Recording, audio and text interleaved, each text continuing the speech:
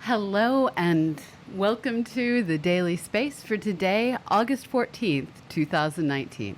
I am your host, Dr. Pamela Gay. I am inadvertently advertising Cheerios, and I am here to put science in your brains. Today is our Space and Rocket Day, which is normally brought to you by Annie Wilson, our own binary ablaze. However, she is off on a much-deserved vacation, which means that you're stuck with me, which means you're really stuck with me with a whole lot of help from our instro, our own Dave Ballard. So, without further ado, the first thing I'm going to do is introduce you to our upcoming slate of rockets. Coming up first on August 16 is a launch of an Electron, and it's titled, Look Ma, No Hands. This will be launching at 8:57 a.m. That's 7:57 local. I guess I'll get up for it. That's Friday morning. But you guys will be here, right? Anyways, this is a launch of an Electron rocket, and this little rocket will be packed full of 4 small satellites, which include 2 Black Sky Global, and actually it's packed full with many small satellites, which include the Black Sky Global 4. That's the name of it. So it's 2 satellites. It's from the Black Sky Global 4 series, and these are Earth-observing satellites. And also looking down Earthward is coming to us from Unseen Labs, which does, hey, thank you so much for the sub, DK Bond. Thank you for the sub. Come here. Come on. Oh. We thank you with cuteness. I still need to work on getting him to come up on the side of the screen that won't cut him up, but cut him in half. So going back to the Electron launch, we have, like I was saying, 2 Black Sky Global 4 Earth-observing satellites. And also looking Earthward is a CubeSat from Unseen Labs. And Unseen Labs, they just might be doing military applications of looking down at our planet Earth. It also additionally carries CubeSats for the U.S. Air Force Space Command Pearl program. This is a tech test to figure out just how far they can push the technological limits with a CubeSat as they, work on moving around, sending information, and seeing just how closely they can observe us, all from low Earth orbit. This will be the 8th flight launched from the Mahia Peninsula in New Zealand. Now, at some date not entirely announced, but soon, we're going to see a launch of a Rockot Geo-IK 2. Following on the Earth-observing theme, the Geo-IK 2 is part of a Russian constellation of military Earth mapping satellites. These are used to create highly precise 3D maps, models of our world and its motions. Yes, motions. These missions are precise enough to monitor plate tectonics and see the little shifts as our world shifts around. Now that is high-res observing. On August 19th, we are going to have a Long March 3B Chinasat 18. So Long March 3B is the rocket, Chinasat 18 is the satellite on board. And not all satellites can be exciting, and this brings us to Chinasat 3, which is just a regular everyday comms satellite that will support international communications over the Asia-Pacific region.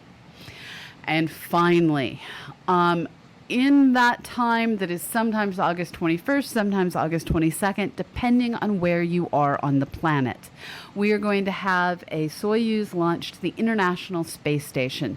This is ISS 60S. It will be launching on 21st here in the Americas at 11:38 p.m. Eastern, or this is 3:38 GMT. This mission also goes by the moniker of MS-14, and unlike typical Soyuz missions, which are mounted on the pad in their correct orbital orientation, this one is going to execute a roll, which we see a lot from U.S. flights, execute a roll maneuver to achieve its correct orientation once in flight. Previously, this had resulted in the accidental firing of the escape rocket motors. So, yeah, there's potentially excitement to be seen. And this mission is going to test if they figured out how to fix that problem. Testing results will be applied to new Soyuz capsules under development and scheduled for launch in 2022. Also, unlike most Soyuz capsules, this one will have no crew whatsoever, allowing much more cargo and also less concern about testing that roll maneuver that caused problems before. Don't test with people. Do not test with people. Okay. Moving on to further news of testing. Launched on April 19th, the NG-11 Cygnus spacecraft carried 7,600 pounds or 342 kilograms of supplies to the International Space Station. This cargo included food, provisions, and 40 mice. And I do not know the outcome of those 40 mice, and I want to know the outcome of those 40 mice. So someone please publish your results. So while most supply ships go to the International Space Station, hang out for a while, get filled up with garbage, and sent back to Earth, but actually burn up in our atmosphere rather than getting to Earth, this Cygnus is having a completely different fate. It's now starting its own 4-month mission. It was released from the International Space Station, and during this free fly period that will last through to December, it's going to deploy a series of small sats and perform a variety of tech demonstrations to prove that it's capable of doing, well, all the things a mission does without actually using thrusters. NG-11 Cygnus, which is also named SS Roger Chaffee, which is the name of one of the astronauts that lost their life during the Apollo 1 fire. This fitting name for a tech check is hopefully not going to end early. But I have to question their choice of name here because Apollo 1 burned up, and the NG-11 Cygnus, or SS Roger Chaffee, is also going to burn up. I'm just going to lay that out there. Okay, moving on. This spacecraft, just like Ed Chaffee was doing, is going to test what it's capable of. This particular capsule is going to run a series of long duration microgravity experiments. And the biggest thing they want to prove is that the Cygnus can control itself using control moment gyroscopes. This means that instead of using fuel to control how the spacecraft is oriented, to control its attitude, they're going to be using these gyroscopes to smoothly move the spacecraft from one attitude to another. This will allow them, along with their extended mission, to do microgravity experiments that we just can't do on the International Space Station. This is because on the International Space Station, you have human beings moving around, and that sets up vibrations, it sets up movements, and they also move the International Space Station around using thrusters, which have a much more jarring starting and stopping motion. With the gyroscopes being used instead to control the attitude, it's going to be smooth motion, a non-vibrating orbit with no humans on board, and they're looking to see just what is the potential. And this mission is slated to run through December, with future missions perhaps lasting as long as a year. At the end of the mission, it's garbage, it's experiments, all these things will burn up in the Earth's atmosphere. But until then, we're going to have all sorts of, signals sent back, letting us know what is going on board the Cygnus, and letting us know if there's a new way to do space in low Earth orbit. All right.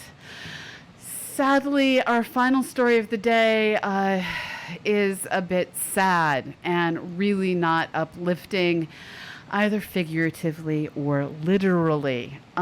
During a test on Monday, there was a failure of a parachute of the type that is planned for use by the European Space Agency on its ExoMars lander. There had been an earlier failure in May that had destroyed both this kind of parachute, one of the 35 millimeter, not destroyed, it had damaged this kind of a parachute, a 35 meter diameter parachute, as well as its 15-meter partner. And modifications had been made since that failure, and it was hoped that things would go smoothly during this test because of those modifications. But space is hard, folks. And designing parachutes for the crazy thin atmosphere of Mars is crazy difficult. With 1 year to go before ExoMars is scheduled to launch, this failure raises questions about whether or not ExoMars is going to be able to launch on time and hit its launch window. Both ESA and its mission partner Roscosmos are determined to do everything they can to get their completely on time and ready for delivery lander launched. And this means that ESA is going to pull out all the stops, and they're bringing together experts in Mars parachute design and building, and they're doing that in September. There are parachute tests scheduled for December as well as for early 2020. The ExoMars rover, which is now also known as the Rosalind Franklin rover, named after the woman responsible for discovering the spiral structure nature of DNA, it's about 60% larger than Spirit and Opportunity, the two Mars exploration rovers. And this makes it too big for an airbag-style landing, such as we've done with so many of the smaller rovers.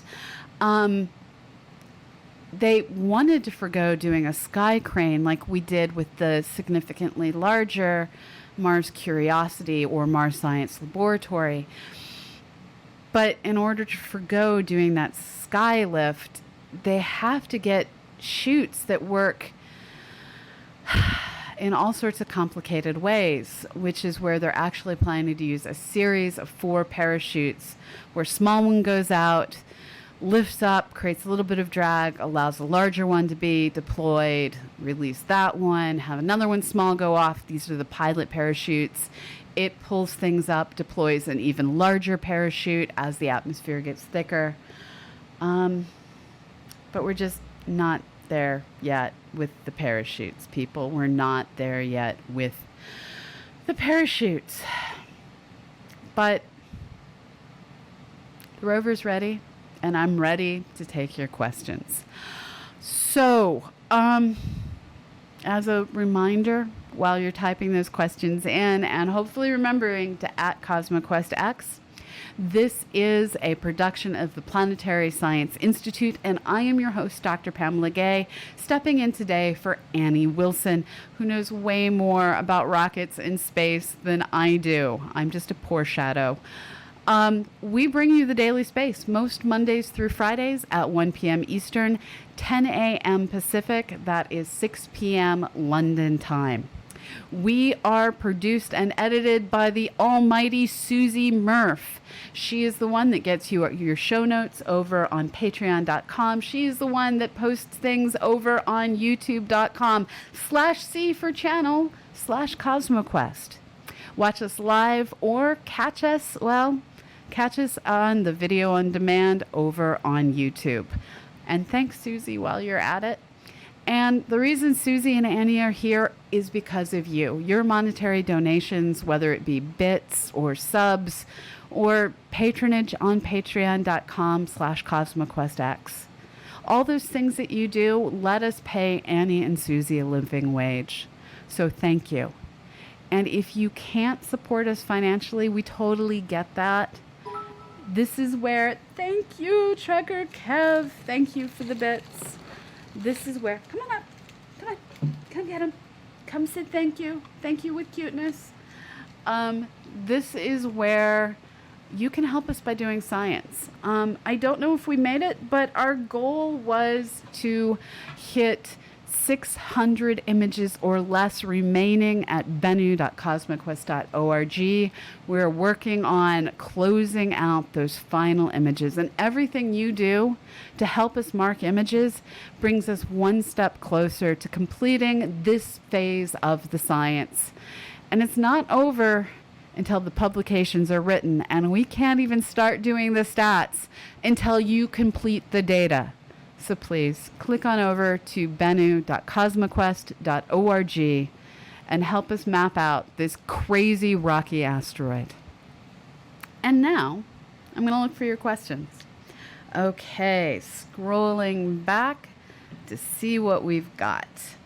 Hello DPI, hello Guido, hello Larry, hello Paranor. Hello, Nightbot. Hello, our Instro. He makes the comment, whew, Dr. Pamela is hardcore, yo. I was on a telecon until moments before this stream started. It's been a crazy morning. Hello, Astro YYZ. Hello, Kerbal01.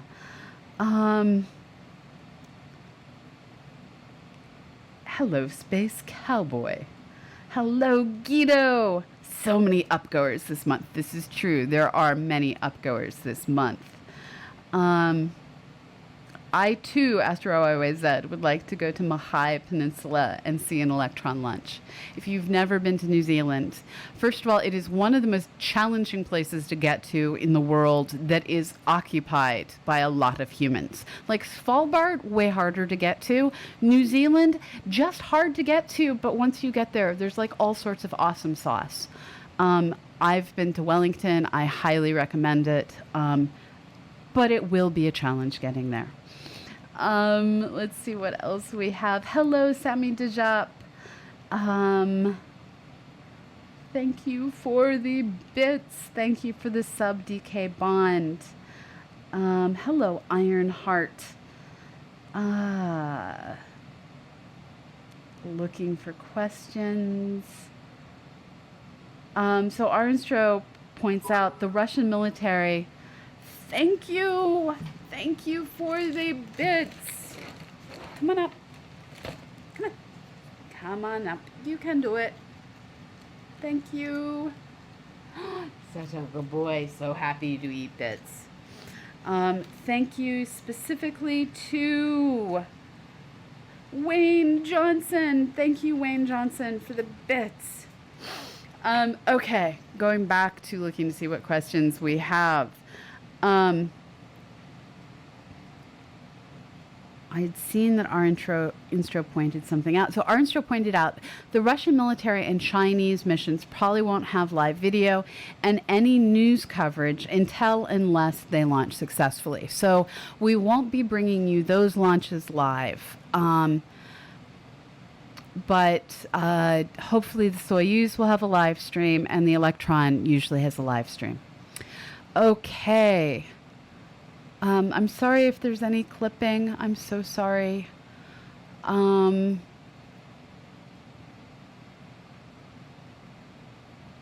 for more questions. Arnstro also points out that Northrop Grumman is also the sole contractor designated for the building of NASA's Lunar Gateway, or whatever they're naming it now, which is designed based around the Cygnus module technology. At one point, the Lunar Gateway also had Bigelow modules attached to it. I don't know what has happened to that element in the design. Looking to see what else is in here. Ref's map points out, yesterday Fraser Kane tweeted an amazing link to the proceedings of the 9th International Mars Conference paper on the structure of Mars sample return, planned to be completed in the 2030s. So folks, go look up that tweet. Fraser, as always, is a friend of the show, and he's also one heck of an amazing communicator. Looking to see what else is in here. So Larry asks, what's the metal that burns up with the spacecraft re-entry? Does it end as dust that floats to the ground? So pretty much anything will deteriorate if you heat it enough. And they're using fairly thin metals. So basically spacecraft are as thin a metal as you can possibly use and have it still hold together in the vacuum of space. Yeah, everything does basically float back down to Earth, but it's not hellacious compared to like volcanic ash and things like that can produce a whole lot of material in the Earth's atmosphere. Looking to see what other questions are in there. So AstroYYZ asks, how does one test a parachute for Mars in our atmosphere given how thin it is compared to ours? Well, so the Mars lower atmosphere is the same thickness as our high atmosphere, and its high atmosphere is as thick as our super high atmosphere. So what they actually do is they go up with extremely high altitude balloons and drop stuff. So yeah, they drop stuff through Earth's atmosphere starting at significantly high altitudes. We usually don't deploy parachutes at extremely high altitudes because there's no need. And let's face it, who wants to wait that long to get to the ground? But for testing purposes, yeah, you drop things that high up. Okay, looking to see. Henny is asking, is it a materials problem or a packing problem? It's a little bit of both, and it's also a seam problem. They're having problems with the seam rip on the parachutes. Looking to see if there's more questions. Arnster is right. Your bits feed wiggle butts. It is true. It is true.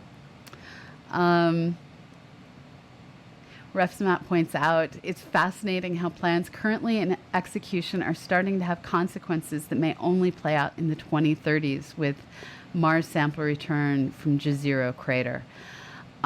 Space is a long game. What gets me is things like the Titan Dragonfly mission that won't get there till the 2030s. When I saw that, I had a serious moment of, will I still be doing daily space when that finally gets there? Or will I be retired or potentially dead? These are the things that apparently I'm of the age that you finally start asking. Arnstro points out, related to getting to New Zealand, so many hours on a plane. Where's my suborbital hopper already? I know, I want that too. 35 minutes by SpaceX Starship, 35 damn uncomfortable minutes. I'm okay with that. I'm okay with that. And DPI is right. They shrunk the gateway. I would love to have big low modules too, Hanny. I hope that they still have them in some plans and they're leaving space to add them. Welcome, R. Johnson 8. Welcome to the CosmoQuest channel. And he says, I hope they don't shrink the gateway to a portal. That they do need something to dock to. Kerbal asks, what's the latest on 30-meter telescope construction? As far as I know, the construction is still on hold due to the protesters. I saw a post this morning in an astronomer's feed, which meant that it came with a certain bias. And as near as I could tell, it was closed to comments. And it was an editorial on how the indigenous people are trying to get the 30-meter telescope not built and are then planning, when the lease on the mountain comes up comes up for renewal in 2033, to also try and get that canceled. And I've actually not seen that on any of the tweets coming from indigenous peoples. So I'm not sure of the veracity of that statement, but we are at the fear-mongering stage at this point. It's an ugly situation. There's a lot to be said for building science instruments in the best place in the world you can possibly build them. But there's, in some ways, even more to be said to acting in kindness and respect and holding your promises. I think that if the astronomers and the astronomy community as a whole can show that we respect the indigenous peoples, we respect their rights to the mountain, and that we're there to help them improve their economy, improve their life opportunities, that things can move forward in a positive way. The concerns that we have right now are, unlike many of the observatories down in Chile, when you visit Mauna Kea, it's not like every observatory is run by indigenous people. You don't see them working on the mountain. You don't see the jobs that were created. So when people talk about how Mauna Kea Observatory creates 500 or 700 jobs, you have to ask how many of those jobs are going to people that moved from the mainland to Hawaii to take those jobs versus creating jobs that hired the people who were already there. These are the kinds of numbers that can get manipulated and are getting manipulated in this discussion, where you see people talking about how removing the observatory will affect the local economy. And it will affect the economy by just removing something, or is it going to take the people who are already struggling to find jobs and remove their opportunities? And if the indigenous people aren't becoming astronomers, if they're not employed at the facility, a facility that the lease for the land was justified by creating opportunities for the indigenous people, it's a more complicated situation. Sometimes everything is gray. And I think we need to go back and say, here's what we promised to do. We're going to do it. We're going to make it right. We're going to give you your access to the mountain. We're going to keep doing astronomy, but we're going to invite you in. We're going to give you job opportunities. We're going to go to your schools and improve your science and tech infrastructure. Let's do what they're doing in South Africa and use technology to develop, well, that island. That is how you work with your locals, and we need to do that more. Okay, stepping down from my soapbox. I just want promises to be kept. Okay, looking. Alerts are getting through softly from Discord. This is true. I forgot to mute my computer on the other side of the room. Okay, so what was the question about daily space? Still doing daily space. Paranor, what were you voting on? Thank you, the Surfs TV, for saying that this is an excellent educational stream. Thank you for the follow. Thank you for the follow. Who was it? Chain Saha. Come here, Eddie. So we thank people with cuteness in the form of a very cute dog. Come here, Eddie. Come here. You can do it. Come on up. Do you want some bits? You do. This is Eddie. Okay. Down to 601 images remaining on Bennu.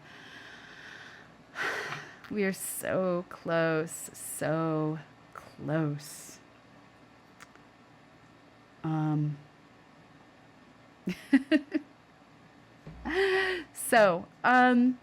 I think that's all I've got for today. As a reminder, the Daily Space is brought to you by the Planetary Science Institute, where me, Annie, Susie all work, and where we work to provide you with all of these volunteer opportunities to get enrolled, to get involved. I guess that's a form of getting enrolled in doing science. I am today's host, Dr. Pamela Gay. I'm not normally here on Wednesdays. We normally get our spacecraft and launch updates from Annie Wilson, who also brings you the Sunday Science Hour every Sunday at the same time, 1 p.m. Eastern, 10 a.m. Pacific, 6 p.m. London time. We are brought to you by you. We are sustained through your donations, your bits, your subs, your patronage at patreon.com/CosmoQuestX. You let us pay Susie and Annie a living wage, cover our software costs, and so much more. Thank you for all that you can give and all that you do give. And thank you for doing science. Bennu is an awful pile of rocks, and you guys have done an amazing job supporting us through marking rocks, measuring boulders, finding craters. And thank you. And I can't wait to share with you the results of all that science.